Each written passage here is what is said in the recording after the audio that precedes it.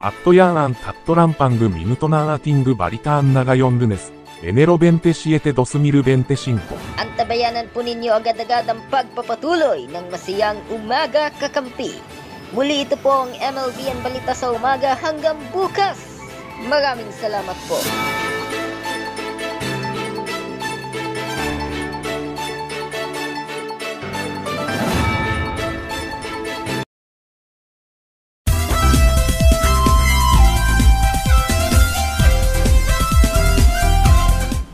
Babalik po ang masayang umaga kakampi. Ang oras natin, eksaktong 6:30 na po ng umaga.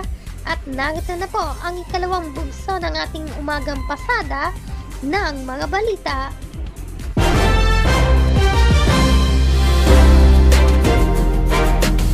Sisimulan na po ngayong araw ang investigasyon ng House Panel sa talamak na fake news, disinformation campaign sa social media at Roll Farms.